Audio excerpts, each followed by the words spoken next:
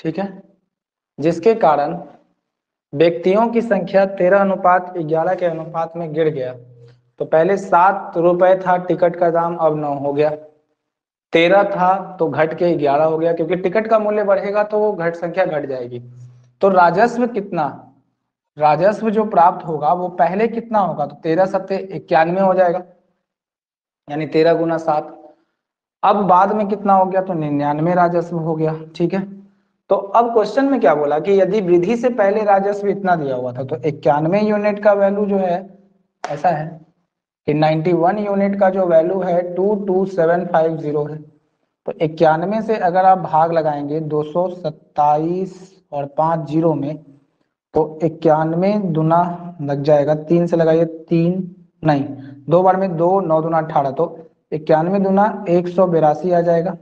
7 में से 2 गया तो 5, 12 में से 8 गया 4, ये कट जाएगा तो फिर बचेगा 55, और 5 बार में कट जाएगा ये, तो 91 और एक जीरो आएगा। इसका मतलब कि ये 250 बार में 1 यूनिट का मान कंप्लीटली चला आएगा। तो आपसे पूछा क्या गया है, देख लीजिए, व्यक्तियों की संख्या अगर इतनी हो, ठीक है, व्यक्तियों की संख्या अगर इतनी हो तो नया दैनिक राजस्व क्या है, तो नया तो दैनिक राजस्व 99 है।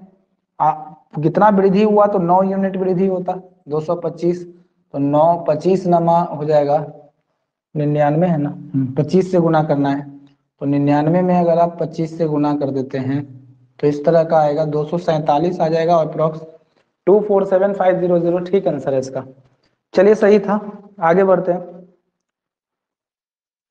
नेक्स्ट आ जाते हैं अगले क्वेश्चन पर, लिखिए।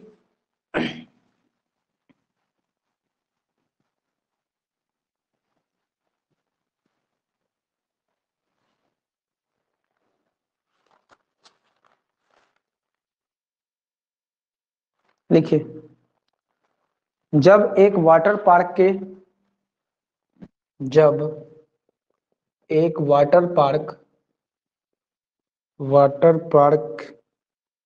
में टिकट की कीमतें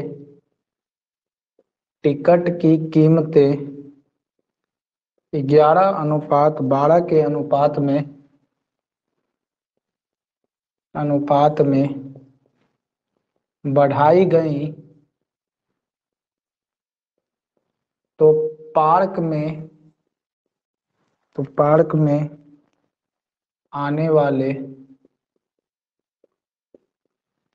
दैनिक,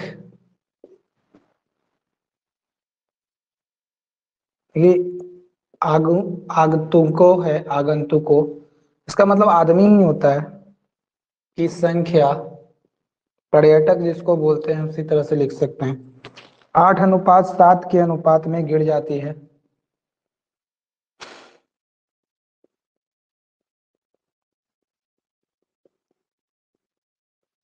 गिर जाती है यदि टिकट की कीमत में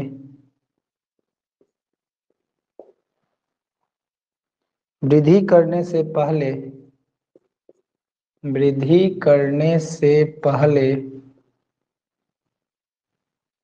दैनिक राजस्व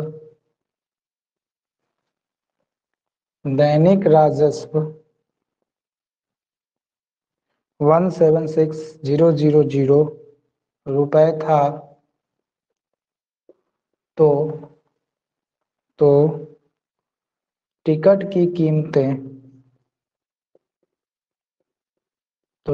की कीमत में वृद्धि करने के बाद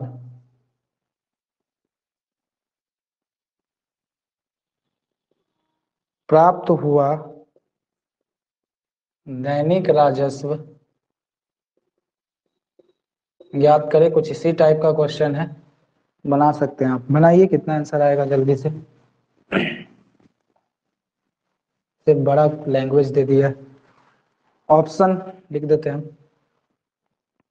264,000, 112,000, 192,000, 168,000। देखिए क्या, जल्दी से बनाइए।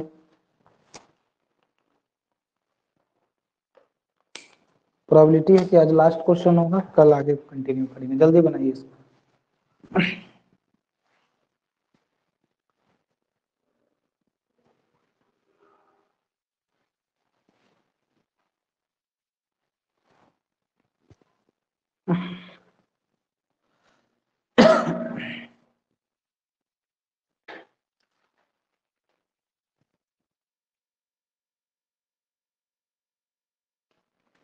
अगर रेशियो कटेगा तो नीचे काट लीजिएगा, अगर नहीं कटेगा तो ठीक है।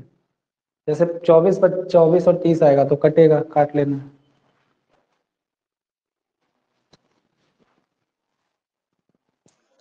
डी आएगा सर।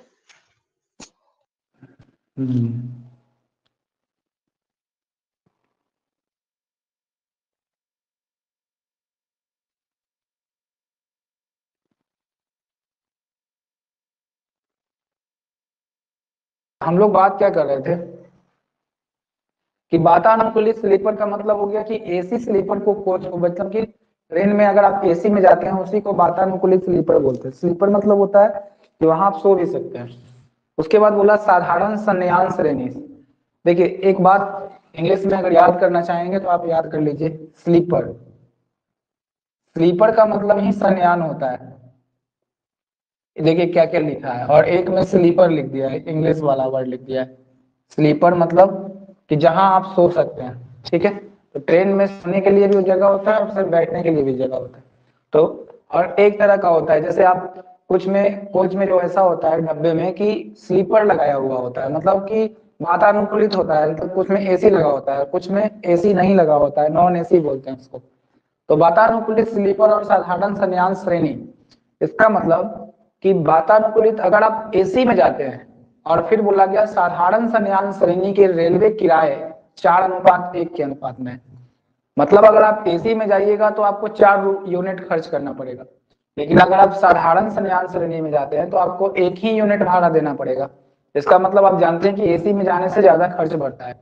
तो किराया दिया हुआ है वहां, आगे लिखा हुआ है कि वातानुकूलित शयनयान और साधारण शयनयान के श्रेणी के यात्रियों की संख्या 3:25 है।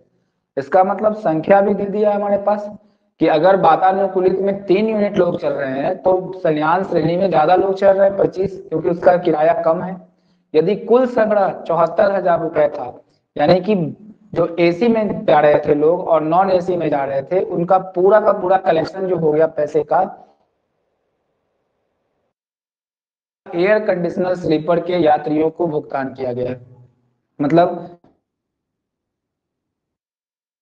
यात्रियों ने कितना किराया भुगतान किया है, बस इतना सा बात आपसे। तो देखिए कैसे बनाएंगे इस क्वेश्चन को, पहले समझते हैं कि किराया पहले दिया हुआ है और मूल्य कल ही वाला क्वेश्चन है, लेकिन यहाँ पर टोटल दे दिया है। जैसे पहले बोला गया कि वातानुकूलित स्लीपर को हम एसी लिखते हैं, तो एक को लिख लीजिए एसी, और एक स्लीपर है शयनयान, साधारण शयनयान है, तो उसको लिख लीजिए नॉन एसी लिख सकते हैं आप, जो कि एसी नहीं है, ठीक है। तो एक एसी है एक नॉन एसी है, मतलब कि एक डब्बे में एसी लगा हुआ है।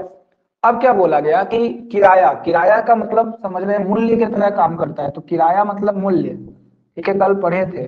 किराया का मतलब होता है मूल्य।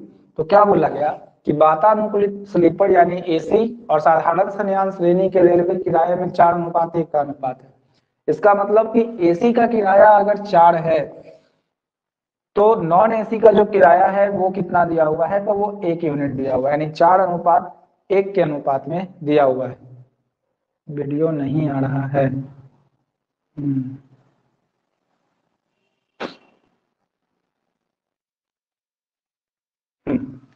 ए बी सी के बीच देखिएगा कैसे कैसे बांटा गया है। ए बी और सी 3 व्यक्ति हैं, ठीक है।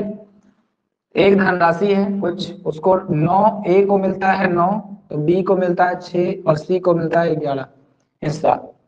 अब क्या करता है कि ए जो है अपने हिस्से में से सी को 500 दे देता है।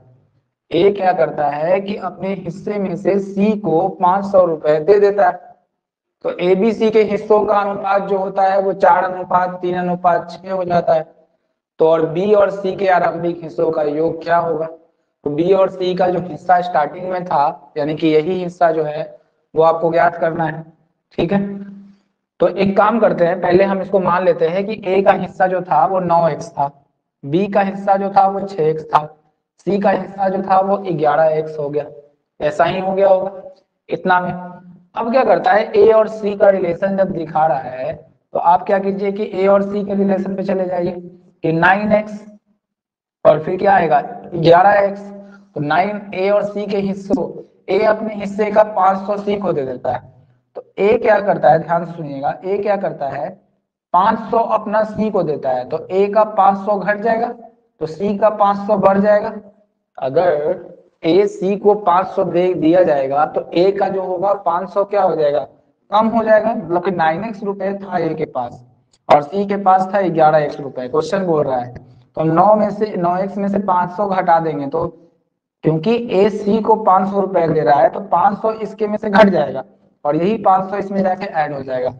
तो अनुपात जो है हमारे पास वो कितना हो जा रहा है, ए और सी का यहाँ अनुपात, यहाँ ए का 4 और सी का बन रहा है 6, तो इसको 4/6 लिख सकते हैं, तो हो जाएगा 2/3। ठीक है, यहाँ से क्रॉस कीजिएगा तो x का मान निकलेगा, जैसे अगर आप इसको गुना कीजिएगा तो 9 तिया बन जाएगा 27x, माइनस 5 तिया 1500, क्रॉस में गुना कर रहे हैं, देखिए कैसे गुना कर रहे हैं, तो 3 इंटू 9x माइनस 500 में गुना होगा और यहाँ 2 इंटू 11x प्लस 500 में गुना होगा। जब गुना करेंगे तो 9 तिया 27x माइनस 5 तिया 1500 बराबर 11 दूना 22x चला जाएगा और 2 पचे 10 यानी 1000। क्रॉस कर लीजिए इसको, इधर की लेके चले आइए, तो 22 में से 27x में से आप 22x घटाइएगा तो इधर 1000 होगा और ये प्लस में 1500 चला जाएगा, ऐसा सिचुएशन आएगा यहाँ। ठीक है, अब ऐसा बात आएगा तो आप क्या जानते हैं कि 22 में से इतना घटाइएगा तो प्लस में 5x आएगा क्योंकि प्लस वाला बड़ा है और ये दोनों जुड़ जाएगा, 15 और 10 2500 हो जाएगा। जब आप काटिएगा इसको 5 से तो 5 पचे 25, तो x का मान आ जाएगा 500। x का मान आपको फाइनली 500 निकल गया, तो आपसे पूछा क्या है कि b और c के आरंभिक हिस्सों का योग कितना था, तो बताइए b और c के आरंभिक हिस्सा, तो b का हिस्सा 6 था, c का हिस्सा 11 था, उनका योग पूछा है, तो 11 और 6 17, 17 और x लगा लेंगे, x का मान है 15, तो 17 गुने 500 यानी कि 8500 इसका आंसर आएगा, 17 पचे 85, डी ऑप्शन क्लिक करेगा। लेकिन यहाँ पर क्या है कि ये वाला जो क्वेश्चन है वो थोड़ा सा टफ मायने में चला गया, एक बार इसको लिखिए, समझ में आया बता दीजिए फिर आगे बढ़ेंगे, इसका शॉर्ट वाला मेथड बताते हैं। बताइए ये बात समझ में आया, जल्दी से, लेट नहीं कीजिए।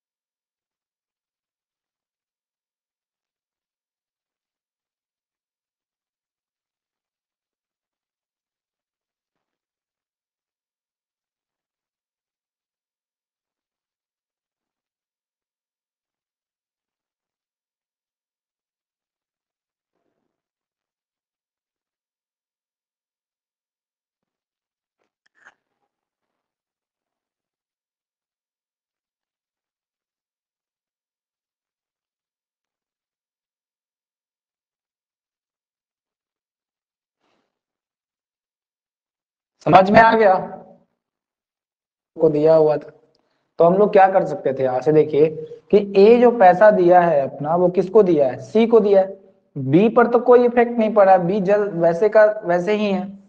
तो अब जानिए कि बी को जब कोई इफेक्ट नहीं पड़ा तो बी को यहाँ 6 राशि मिल रहा था तो यहाँ भी 6 ही मिला होगा, लेकिन यहाँ 3 कैसे होगा। तब हम लोग क्या करते हैं कि ऐसी स्थिति में हम जो चीज जिसको कुछ नहीं मिला होता है हम उसको बराबर करने का कोशिश करते हैं, और जब आप बराबर करने जाएंगे तो ध्यान से सुनिएगा, इसमें 2 से गुना कर देंगे तो 3 दूना 6 और 6 बराबर हो गया। लेकिन जब इसमें 2 से गुना करेंगे तो आपको सब में जितना यहाँ से गुना करना होगा सब में कर, इसमें भी 2 से गुना और इसमें भी 2 से गुना करना होगा, ये चीज आपको याद रखना है। तो हम क्या बोल रहे हैं कि 9 से ये 8 हो गया, अब इस वाले मैटर से नहीं चलना है, अब ये खत्म हो गया बात। और यहाँ पर जो हो गया ये 3 दूना 6 ही हो गया और ये 6 दूना 12 हो गया। अब आप गौर से देखिए, ये बस बराबर कर लिए, बस गौर से देखिए कितना आसान हो गया क्वेश्चन। अब कि जैसे 9 से 8 यूनिट हो गया 500 रुपए देने के बाद, उसी तरह 11 से 12 बढ़ गया 500 यूनिट लेने के बाद। इसका मतलब कि इससे तो कोई मतलब है नहीं बी से, हमको मतलब है इन दोनों से। तो इसका मतलब कि 1 यूनिट ये घटा है तो 1 यूनिट बढ़ा है, इसका मतलब कि 1 यूनिट का मान ही 500 है, क्योंकि डिफरेंस दोनों जगह सेम है। ये कल भी बताए थे हम आपको बात कि अगर डिफरेंस सेम है तो 1 यूनिट का मान 500 है। तो बोला कि बी और सी के आरंभिक हिस्सों का योग क्या है, तो आरंभिक का मतलब स्टार्टिंग वाला बी और सी का हिस्सा 11 6 17 यूनिट है, और 1 यूनिट का मान 500 है, तो 17 पचे हो जाएगा 8500। बताइए उस वाले मेथड से ये ज्यादा आसान आपको लगा होगा। ठीक है, बताइए ठीक है कि नहीं है, क्वेश्चन समझ में आया ये वाला?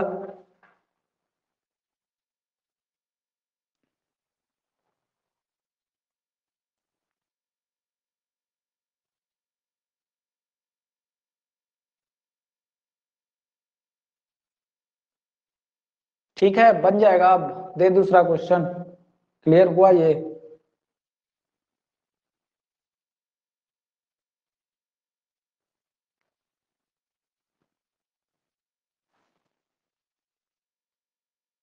वीडियो नहीं आ रहा आपका, नेट लगता है कि गड़बड़ है। तब नेट चेक चेक कीजिए उसको ठीक से। यहाँ सब ठीक है लगभग, आप ही के नेट में गड़बड़ी है। चलिए अब देखिए आगे।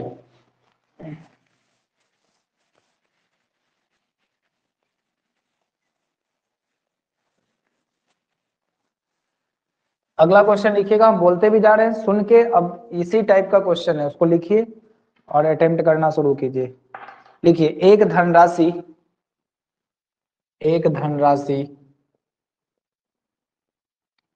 A B C, A B और सी के बीच 5:6:7 के अनुपात में बांटी जाती है।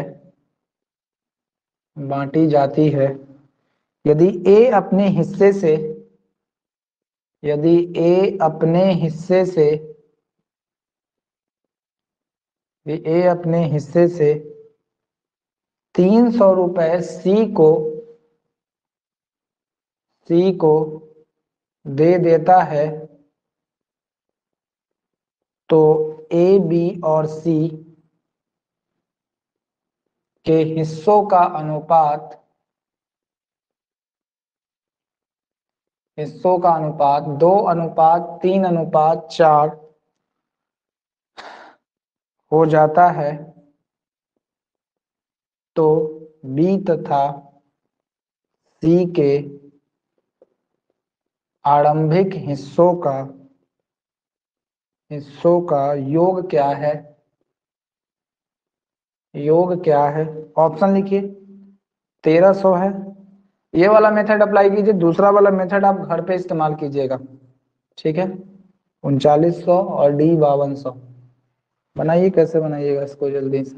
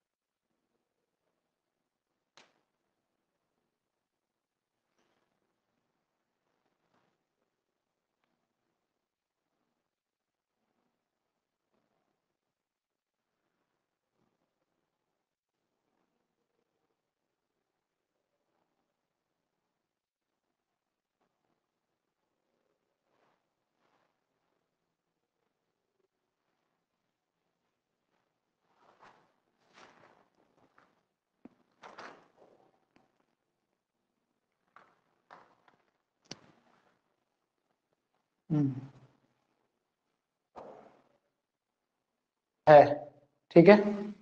बोला गया कि x को a b c के बीच इस प्रकार विभाजित किया जाता है कि a और b के हिस्सों का अनुपात जो है वो 6:7 दिया, और बोला गया कि b और c के हिस्सों का अनुपात वो 3:2 है। इतना सा बात बोला है, ठीक है। तो बोला यदि a और c के हिस्सों का अंतर 540 है तो x का मान ज्ञात कीजिए। अब देखिए यहाँ b है, यहाँ b है, तो आप a b c निकाल सकते हैं आराम से।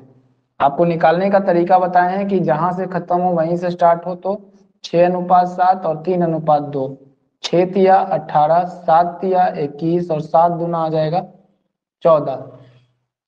तो 18, 21 और 14 आ जाएगा इसका आंसर। 18, ये 21 और ये 14 आएगा, ठीक है। बोला गया है कि यदि a और c, यदि a तथा c के हिस्से का अंतर 540 है, a तथा c के हिस्से का अंतर 540 है, घटाइए 18 में से 14 गया तो 4, और इसका हिस्सा जो है वो दिया हुआ 540, यही बात बोला गया है, ठीक है। a और c के हिस्से का अंतर जो है वो 540 है। तो बोला कि x का मान ज्ञात कीजिए। x मतलब ये टोटल का संख्या ज्ञात करना है। अगर हम इसको काटेंगे तो 2 दूना 4, 27 दूना 54 कट गया, फिर 2 से काटेंगे 2 5, तो 27 गुना 5 करेंगे तो 135 आएगा। आप काटिएगा, ठीक है। आप 4 यूनिट के बराबर, आप ध्यान रखिएगा कि आप सीधा सा बात हम यही समझाना चाह रहे हैं कि a और b के हिस्सों का अंतर, तो 18 में से दिया हुआ है 540, तो 18 में से 4 घटा के 4 यूनिट का मान 540, चाहे तो आप भाग भी लगा सकते हैं 4 में 540 से। एक आ जाएगा 4, 4 चौके 4 तिया 12 हो जाएगा, 2 और 4 पचे 20, यानी 1 यूनिट का मान 135 आप निकाल लेंगे फाइनल। 1 यूनिट का मान जैसे ही 135 आ गया तो x का मान ज्ञात करना है, जो कि x सभी, क्योंकि राशि है 30 और 8 4 12, 8 1 9 9 4 13 के 3 1 3 2 1 3 1 4 और 1 5, 53, और 53 गुना 135 आपको करना होगा। तो 5 तिया 15 गुना कर लीजिए। तो हमको लगता है कि गुना करने के बाद आपका आंसर जो है वो ये आना चाहिए फर्स्ट। 71 55 गुना कीजिएगा तो फर्स्ट नंबर ऑप्शन आपका चला आएगा, ए नंबर, ठीक है। ये बात समझ में आ गया होगा। हमको लगता है कि अब नेटवर्क इशू बहुत ज्यादा है, आप लोग नहीं है रीडिंग कर पा रहे हैं।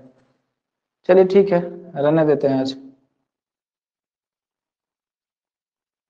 700 रुपए टोटल का है। टोटल का जो है 86,700 रुपए की राशि को ए बी सी के बीच में इस तरह से विभाजित किया जाता है कि ए को मिलने वाले प्रत्येक रुपए के लिए बी को 90 पैसे मिलते हैं, और बी को मिलने वाले प्रत्येक रुपए के लिए सी को 110 पैसे मिलते हैं, ठीक है। तो हमारा पूरा कैलकुलेशन जो होना चाहिए, ध्यान से देखना है कि हमारा जो पूरा कैलकुलेशन है वो पैसा पर डिपेंड करेगा, ठीक है ना। तो देखिए पैसा कैसे निकालेंगे, जैसे हम लोग जानते हैं कि 1 रुपए में, अगर बात करें कि 1 रुपए में कितने पैसे होते हैं, तो आपको पता होगा कि 1 रुपए में 100 पैसे होते हैं। तब हम पूरे बात को कैलकुलेट कर लेंगे। बस इतना ही सा बात दिमाग में रखना है कि 1 रुपए का मतलब जो होता है वो 100 पैसा होता है। तो क्या करना है, आप ध्यान से देखिए कि 86,700 रुपए हैं आपके पास टोटल। उसको एबीसी के बीच इस तरह से विभाजित किया जाता है कि ए को मिलने वाले प्रत्येक रुपए के लिए, ध्यान से देखिएगा, ए को मिलने वाले प्रत्येक रुपए के लिए बी को 90 पैसे मिलते हैं। तो अगर पैसा में बात कर रहा है तो ए को कितना मिलेगा, 1 रुपए का मतलब कितना हो गया, 100 पैसा। 1 रुपए मतलब ए को मिलता है 100 पैसा, तो बी को, अगर ए को 100 पैसा मिलता है तो बी को 90 पैसा मिलता है, तो बी को लिख लीजिए 90 पैसा मिल गया। बस इतना ही सा बात लिखना है, रुपए को पैसा में चेंज कर दिए। इसका मतलब अगर हम काट लेते हैं एक एक जीरो को, तो ए अनुपात बी बराबर जो बचेगा वो आएगा 10:9। बस ये बात है। दूसरा बात क्या बोला गया कि ए को मिलने वाले प्रत्येक 1 रुपए के लिए बी को 90 पैसे मिलते हैं, तो ए को 100 पैसा तो बी को 90 पैसा। अब सुनिए आगे, और बी को, अब बोल रहा है बी को और फिर सी को, तो बी और सी में रिलेशन दिखा रहा है। तो बी को मिलने वाले प्रत्येक रुपए के लिए, प्रत्येक रुपए मतलब 100 पैसे के लिए सी को 110 पैसा मिलता है। चलिए ठीक है, लिख देते हैं 110 पैसा। तो ये 10:11 हो गया काटने के बाद। तो B अनुपात C जो आप निकाले वो 10:11 निकालिए। ठीक है, बात समझ गए? बोलिए यहाँ तक कोई दिक्कत है? इस वाले मैटर तक हम जहाँ A अनुपात B और B अनुपात C निकाले हैं, कोई दिक्कत किसी को यहाँ तक? 10:11 कैसे करेंगे? ये आसान तरीका है इसको सॉल्व करने का, नहीं तो फिर मामला फंसेगा। इतना बात समझ में आया? तो फिर अब कुछ नहीं करना है, जल्दी बोलिए।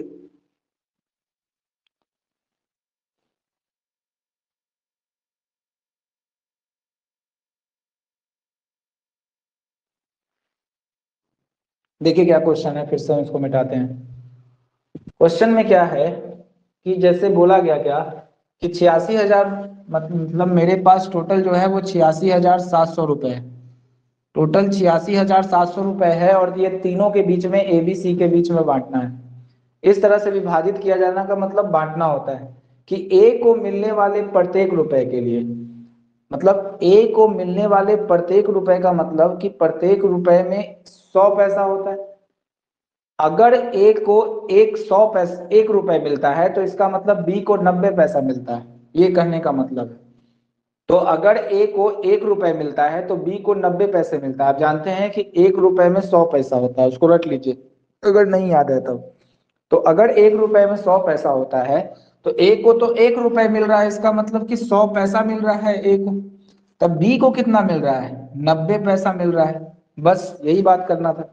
आगे देखिए क्या बोला गया। B को मिलने वाले प्रत्येक रुपए के लिए C को 110 पैसे मिलते हैं, यानी कि 1 रुपए से थोड़ा सा ज्यादा मिल जाता है। B को मिलने वाले प्रत्येक रुपए के लिए, प्रत्येक यानी B को अब कितना मिल रहा है? प्रत्येक रुपए यानी B को अब 100 पैसा मिल रहा है। तब A को C को कितना मिल जा रहा है? 110 पैसा। बताइए, इतना बात समझ में आया कि अभी भी दिक्कत है? तो फिर समझाएंगे दूसरा मेथड से। थोड़ा सा प्रॉब्लम है तो फिर समझाएंगे, अगर दिक्कत नहीं है तो बताइए जल्दी।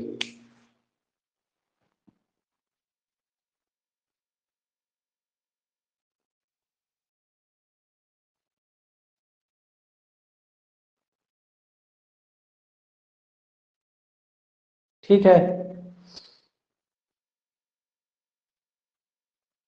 देखिए तो क्या बोला कि ए को अगर 1 रुपए मिलता है, 1 रुपए मतलब 100 पैसा। अच्छा, पैसा में क्यों चेंज किया? क्योंकि बी को 90 पैसा मिल रहा था, इसीलिए इसको पैसा में। हमेशा यूनिट को बराबर रखते हैं। अगर यहाँ पैसा में लेंगे तो यहाँ भी पैसा में, यहाँ रुपए में लेंगे तो यहाँ भी रुपए में लेना होगा। अब सब पैसा ही बोल रहा था तो हम 1 रुपए की जगह 100 पैसा भर लिए। ये दिमाग आपको लगाना होगा। तो एबीसी के बीच इस तरह से बांटा गया कि फिर से देखिए कि ए को मिलने वाले प्रत्येक रुपए के लिए बी को 90 पैसे। अगर ए को 1 रुपए को मिलता है तो इसको 90 पैसा मिलता है। तो ये रुपए में और ये पैसे में कैसे होगा? ठीक है, तो इसको आपको बदलना होगा, इसको भी पैसा में, इसको भी पैसा में। अब काट लीजिए, ये दोनों कट जाएगा तो ए अनुपात बी जो आएगा वो 10:9 आ गया। इतना बात आपको पता चल गया। यहाँ से एक एक जीरो काटेंगे तो बी अनुपात सी बराबर आ जाएगा, ये आएगा 10:11 आ जाएगा। अब आपको पता है कि बी दो दो जगह पर नहीं हो सकता है, तो आपको ए और बी अनुपात निकालना पड़ेगा। तो ए अनुपात बी अनुपात सी निकालने के लिए आपको पता है रूल कैसे निकालते हैं, ए अनुपात बी अनुपात सी। तो सबसे पहले जहां से ये खत्म हुआ वहीं से स्टार्ट हुआ, इसका मतलब कि 10:9 और ये आ जाएगा 10:11। तो ये बनेगा 10 दहा 100, ये बनेगा 9 दहा 90 और ये बनेगा 11 नमा 99, यानी इतना यूनिट बन जाएगा ये। ठीक है, अब ए को 100 मिल रहा है, बी को 90 मिल रहा है और सी को 99 मिल रहा है। इसका मतलब तो यही हुआ कि ए को 100, बी को 90 और सी को 99 मिल रहा है, और तीनों को मिला के इतना मिल रहा है। तो हम इन तीनों को ऐड कर लेते हैं, 99, 100 और 90 को ऐड कर लेते हैं। तो ये होगा 9, 9 9 18, 1 289, यानी कि तीनों को मिलाकर 289 क्वेश्चन के अकॉर्डिंग, मतलब कि यूनिट के अकॉर्डिंग मिल रहा है। जबकि क्वेश्चन के अकॉर्डिंग कितना कहा जा रहा है? 867,000। ठीक है, अगर आप इसको देखिएगा 9 का पहाड़ा 3 बार पढ़िएगा तो 7 आएगा पहले में। तो 9 तिया 27 यानी कि 3 बार में कट जाएगा। अगर विश्वास नहीं हो तो आप भाग लगा के चेक कर सकते हैं। 9 तिया 27, 2 8 तिया 24, 25 26, 2 3 दूना 5 और 2 7। ठीक है, नहीं 7, ये 8 हो जाएगा। ठीक है, 3 दूना 6 और 2 8 होगा। तो ये कट जाएगा, हम काट लेंगे तो एक यूनिट का मान आएगा 300। अगर एक यूनिट का मान 300 आया तो बी का हिस्सा ज्ञात करना है। तो बी को तो मिला था 90 यूनिट, तो 90 यूनिट मिला है तो 300 से गुना कर दीजिए, 9 तिया 27, और फिर 3 जीरो बैठा दीजिए, 1 2 और 3 जीरो बैठाना है, तो 27,000 इसका आंसर होगा। चलिए आगे बढ़ते हैं, एक क्वेश्चन देते हैं हम आपको इसी तरह से बनाने के लिए। लिखिए, इसको जल्दी से लिखिए, फिर हम दिखाते हैं क्वेश्चन।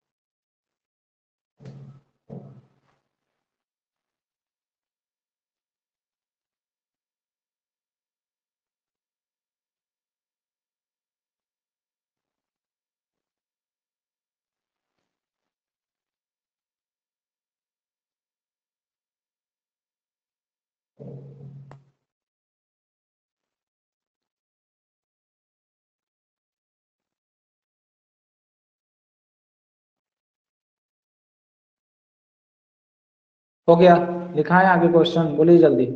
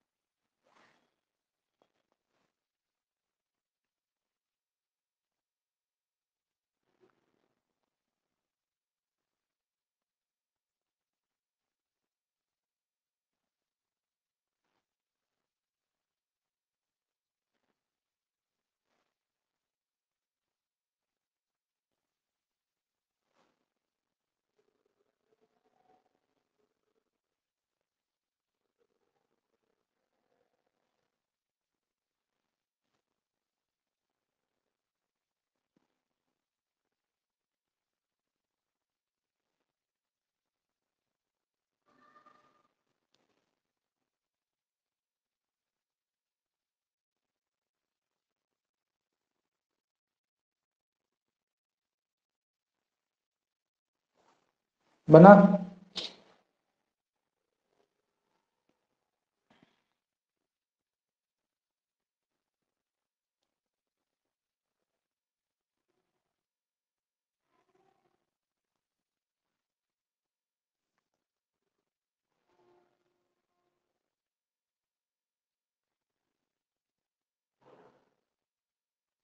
चलिए एक बार देख लीजिए जल्दी से, ठीक है।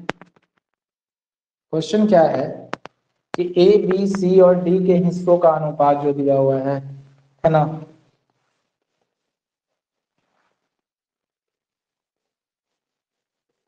क्वेश्चन समझिएगा, क्वेश्चन में क्या है कि ए बी सी डी है, ए बी सी और डी के बीच इस प्रकार विभाजित किया जाता है कि ए और बी के हिस्से का अनुपात जो दिया हुआ है वो 1:2, बी अनुपात सी के हिस्से का अनुपात दिया है 2:3, और सी और डी के हिस्से का अनुपात दिया हुआ है 3:4, ठीक है।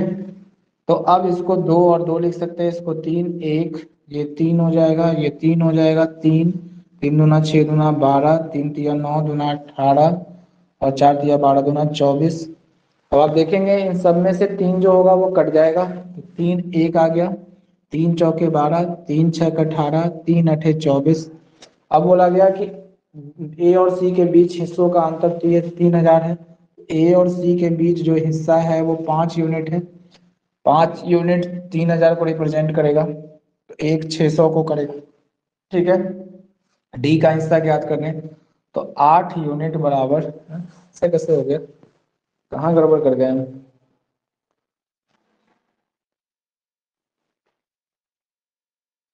1:2, 2:3 और 3:4 हो गया है ना। दो दो बढ़ा, अच्छा अच्छा अच्छा, यहाँ गड़बड़ कर गए। नहीं नहीं ठीक तो था, 1:2, रुक गए, 1:2, 2:3, ठीक है, ये 3 आ जाएगा, सही था। और 3:4 पीछे बढ़ेगा, 3, 2×4 तिया 12, 2×6 = 18, 2×6 = 24, 3, 3×4 = 12, 3×6 = 18, 3×8 = 24, ठीक है। उसके बाद क्या बोला है, यदि ए और सी के हिस्सों का अंतर 3000 है, अगर ए और सी के हिस्सों का अंतर 3000 है तो 5 यूनिट बराबर 6 बचे 30, 5 6 के 1 यूनिट का मान 6, तो डी का हिस्सा ज्ञात करें। यहीं पे गड़बड़ हुआ क्या, डी का हिस्सा ज्ञात करें, 8 6 48 दे रहा है, कहाँ गड़बड़ हुआ।